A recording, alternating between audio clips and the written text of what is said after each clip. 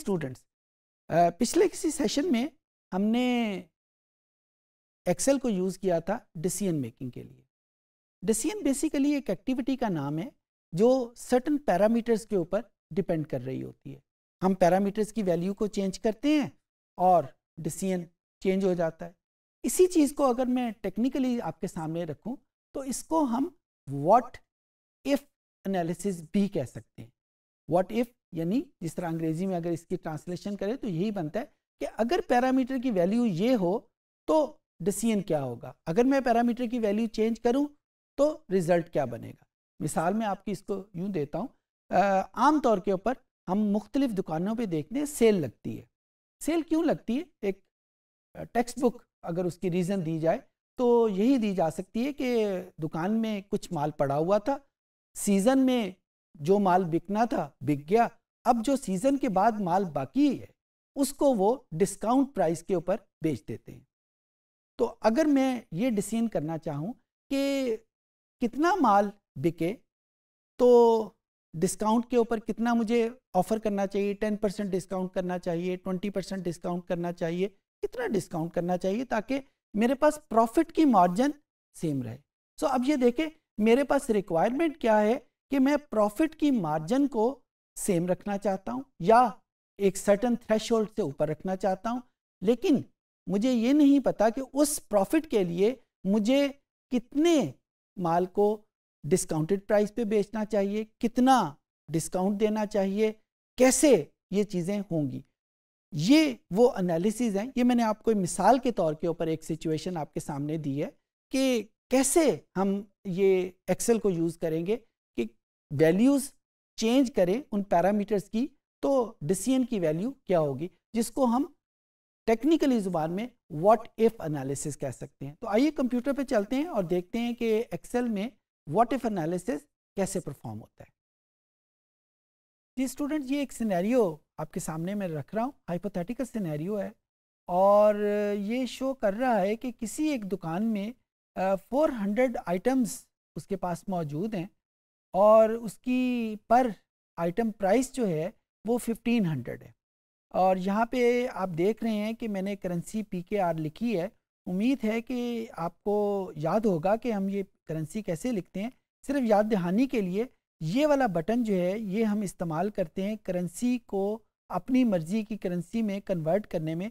जो default value होती है वो डॉलर्स है और यहाँ पे अगर मैं चेंज कर दूँ PKR लिख के तो ये मेरे पास मेरी अपनी मतलूबा करेंसी पाकिस्तान की आ जाएगी। और यहाँ पे आपको पता ही है कि करेंसी में डेसिमल प्लेसेस आम तौर के ऊपर 2 ही होते हैं। तो इस तरीके से मैंने यहाँ पे ये करेंसी PKR लिख ली है। ओके, अब जब वो पूरे आइटम्स जब ना बिके तो जाहिर है डिस्काउंट मैं यहाँ पे दूंगा। 10% डिस्काउंट में ऑफ़र करता हूँ और 10% डिस्काउंट ऑफ़र करने के बाद जो डिस्काउंटेड प्राइस रह जाती है वो इस 1500 का जब हम 10% कैलकुलेट करते हैं, ये फार्मूला शीट के ऊपर आपके पास फार्मूला मौजूद है, उसकी मदद से इसकी वैल्यू 1350 रह जाती है। ये डिस्काउंट जब चेंज होगा तो ऑटोमेटिकली ये वैल्यू भी चेंज हो जाएगी और by the end of let's say 1 month या सीज़न का जब ख़त्म होता है, जिस तरह गर्म कपड़ों का सीज़न जब ख़त्म होता है तो दुकानदार की ख्वाहिश होती है कि सारे गर्म कपड़े दुकान से निकल जाएं ताकि उसकी जगह ठंडे कपड़े यानी गर्मियों के कपड़े उसमें आ जाएं। तो वो मैनेज कर पाया है सिर्फ 200 आइटम्स को सेल करने में। जाहिर है जब 200 आइटम सेल करें तो टोटल आइटम अगर 400 थी तो बाकी जो हैं वो 200 रह गई।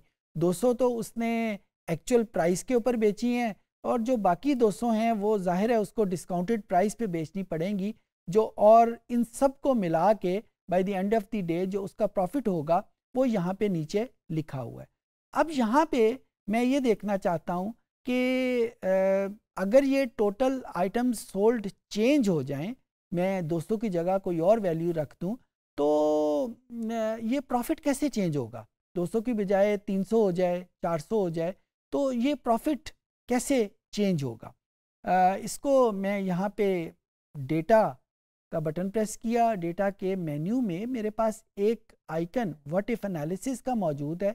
इसको जो ही मैं क्लिक करूँगा 3 डिफरेंट किस्म की ऑप्शन मेरे पास आएंगी और सिनेरियो मैनेजर हम इसको क्लिक करेंगे और यहाँ पे हम एक नया सिनेरियो ऐड करते हैं और इसका नाम हम रख देते हैं T1।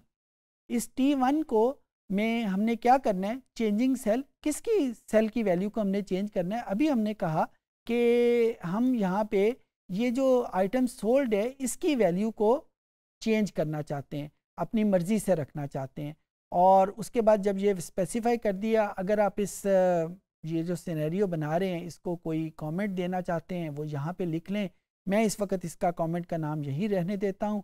ओके का बटन प्रेस किया और ये हमें बता रहा है कि enter the value for each of the changing cell, यानी हम 200 की बजाय इनकी वैल्यूज़ को क्या रखना चाहते हैं। मैं लेट से इसकी वैल्यू 150 भी कर देता हूँ। अभी आपके सामने आ जाएगा कि ये जो वैल्यूज़ मैं डिफरेंट कर रहा हूँ ये क्यों कर रहा हूँ। जब इसकी आउटपुट सामने आएगी तो आपके सामने आ जाएगा। ये 150 की वैल्यू लिखी, इसको मैंने ऐड कर दिया, इसका नाम मैं T2 रख देता हूँ। इसको ओके का बटन प्रेस किया, एक और वैल्यू लेट से मैं यहाँ पे इसकी वैल्यू 300 रख देता हूँ, इसको भी मैंने ऐड कर दिया, इसका नाम मैंने T3 रख दिया, इसको ओके किया। और जब ये सारा काम हो गया तो ओके का बटन प्रेस किया। ओके का बटन प्रेस करने के बाद ये जो आखिरी ऑप्शन है जिसमें लिखा हुआ है समरी, इस समरी को क्लिक करने के बाद अब ये हमसे पूछ रहा है कि जो रिज़ल्ट हैं वो कहाँ पे लिखे हुए, यानी ये जो वैल्यूज़ चेंज होंगी वो चेंज होके उसके रिज़ल्ट कहाँ पे रिफ्लेक्ट होंगे। जाहिर है ये वैल्यू जब चेंज होगी तो इसके रिज़ल्ट इस प्रॉफिट वाली वैल्यू के ऊपर शिफ्ट होंगे। यहाँ पे हम इस प्रॉफिट वाली वैल्यू का एड्रेस यहाँ पे लिख देते हैं। ये जहन में रहे कि रिज़ल्ट सेल में लाजमी तौर के ऊपर कोई ना कोई फार्मूला ज़रूर लिखा होना चाहिए, कोई एक वैल्यू नहीं लिखी होनी चाहिए। जिस तरह ऊपर मैंने 400 वैल्यू लिखती थी, नीचे 1500 उसकी प्राइस लिखती थी, तो यहाँ पे मैंने किसी फार्मूले की मदद से नहीं लिखी थी, बस वैसे ही इसकी वैल्यू लिखती थी। तो यहाँ पे लाजमी तौर के ऊपर कोई फार्मूला होना चाहिए, जिस तरह यहाँ पे आप एड्रेस बार में देख रहे हैं कि इसका एक फार्मूला लिखा हुआ है।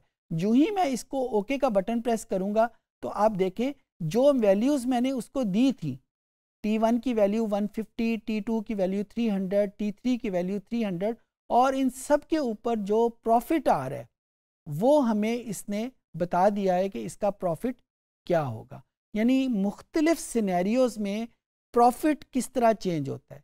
यहाँ पे हम एक आसानी की खातर या प्रैक्टिस की खातर हम ये भी कर सकते हैं कि इस वैल्यू की बजाय हम इस 10% को चेंज कर देते हैं कि 10% की बजाय 11% कर दिया जाए या 12% कर दिया जाए या 9% कर दिया जाए, तो फिर किस तरीके से प्रॉफिट चेंज होगा ये मैं आप लोगों की एक्सरसाइज के लिए छोड़ देता हूँ कि हम इसको कैसे उस सिनेरियो को डेवलप करेंगे।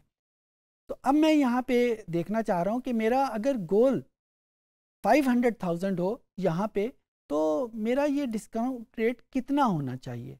तो यहाँ पे व्हाट इफ एनालिसिस में गोल सीक पे क्लिक किया, सेट सेल जो है वो मैंने उस वैल्यू को किया जिसको मैं गोल बनाना चाहता हूँ, और मेरा गोल कितना है, लेट्स से उसका गोल जो है वो 500,000 है। यानी by the end of the day मैं जो अपना प्रॉफिट है वो 500,000 लेना चाहता हूँ। किस वैल्यू को चेंज करने के, अब मैं इसकी वैल्यू को डिस्काउंट रेट कर देता हूँ कि 500,000 का अगर मैं गोल बनाऊँ तो मेरा डिस्काउंट रेट कितना होना चाहिए। इसको ओके का बटन प्रेस किया तो ये हमारे पास इसने आंसर दे दिया कि 33% डिस्काउंट रेट अगर मैं ऑफ़र करूं तो मेरे पास जो प्रॉफिट है वो 500,000 आ जाएगा। मुख्तलिफ वैल्यूज़ हम यहाँ पे करते जाएं। पहली एग्जांपल में हमने आइटम सोल्ड को किया चेंज करने के बाद, और सेकंड एग्जांपल में मैंने डिस्काउंट रेट को किया। आपके जहन में ये होगा कि ये तो सिर्फ एक वैल्यू आपके सामने आई है, कोई एक पूरा टेबल अगर हमारे सामने आ जाए जिसमें मैं डिस्काउंट रेट की मुख्तलिफ वैल्यूज़ हों और मेरे पास मुख्तलिफ उसके प्रॉफिट मार्जिन कैसे आएंगे, तो उसके लिए यहाँ पे व्हाट इफ एनालिसिस का जो थर्ड डेटा टेबल का एक ऑप्शन है उसको हम यूज़ करेंगे। लेकिन उसके लिए मैं सबसे पहले वो जो डिस्काउंट रेट है वो बना लेता हूँ। फॉर एग्ज़ाम्पल मेरे पास पहली वैल्यू जो है वो मैं 10% रख लेता हूँ। उसके बाद दूसरी वैल्यू को करने के लिए मैंने कुछ फंक्शंस जो हैं जो हमने पहले सीखे थे वही यूज़ करूँगा। जो फिल का फंक्शन हमने यूज़ किया था, आपको याद होगा सीरीज़ में हमने यूज़ किया था, और यहाँ पे मैं इसको 10 या 5% का डिफरेंस दे देता हूँ कि हर स्टेप वैल्यू जो है वो 5% हो। तो अब ये देखें, ये मेरे पास मुख्तलिफ प्रॉफिट मार्जिन आ गए। अब यहाँ पे मैं पहली वैल्यू, यही वैल्यू जो लिखी हुई है, इसको यहाँ पे लिख देता हूँ T6। अब क्या करूँगा, अब सबसे पहले इसको मैंने शेड कर लिया, और जब शेड करते वक्त जो वैल्यू मैंने यहाँ पे लिखी थी उसको लाजमी तौर के ऊपर इसमें शामिल करना है।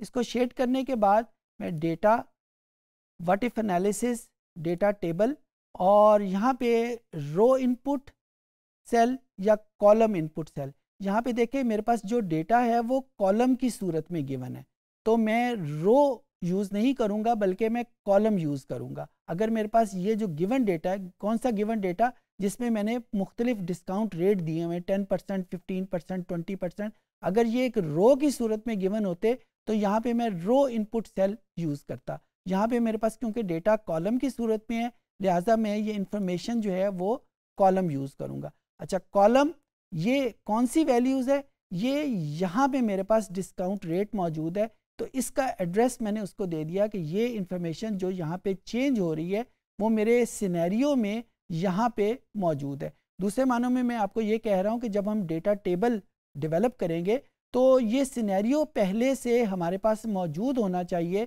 जहाँ पे हमारे पास जो इंफॉर्मेशन है वो लिखी हुई हो। ओके का बटन प्रेस किया तो अब आप देखें कि ये हमारे पास इंफॉर्मेशन मुख्तलिफ डिस्काउंट रेट के ऊपर जो मुख्तलिफ प्रॉफिट हैं वो हमारे सामने लिखे हुए आ गए। और इसको जब मैं करेंसी में चेंज करना चाहूँ तो इसका बहुत आसान तरीका है कि मैं इसका फॉर्मेट जो है वो कॉपी कर लेता हूँ ये फॉर्मेट पेंटर से, और इसको मैं जब इस तरह किया तो ये मेरे पास फॉर्मेट पेंटर होके ये मुख्तलिफ डिस्काउंट रेट के ऊपर क्या क्या हमारे पास प्रॉफिट आ रहे वो हमारे पास आ गए।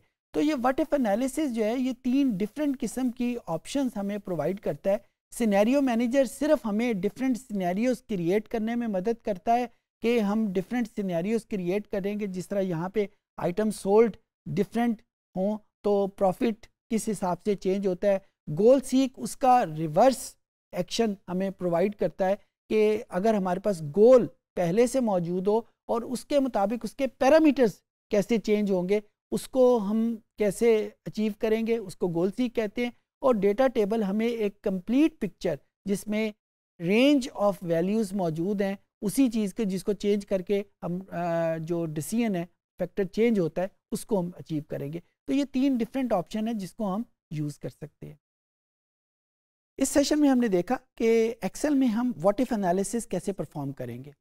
व्हाट इफ एनालिसिस जैसे आपने देखा कि हम पैरामीटर्स की वैल्यूज़ चेंज करते हैं और फिर हमें एक्सेल अपने फार्मूला को, अपने फंक्शंस को यूज़ करते हुए बता देता है कि डिसीजन जिस एक्टिविटी को कहते हैं उसकी वैल्यू क्या होगी। ये बहुत यूज़फुल फंक्शन है, बहुत जगह पे इस्तेमाल होता है। एग्जांपल मैंने सिर्फ एक सिनेरियो की दी है, इसको फर्दर सिनेरियो भी डेवलप किए जा सकते हैं। उम्मीद है चीज़ें आपको समझ आ गई होंगी।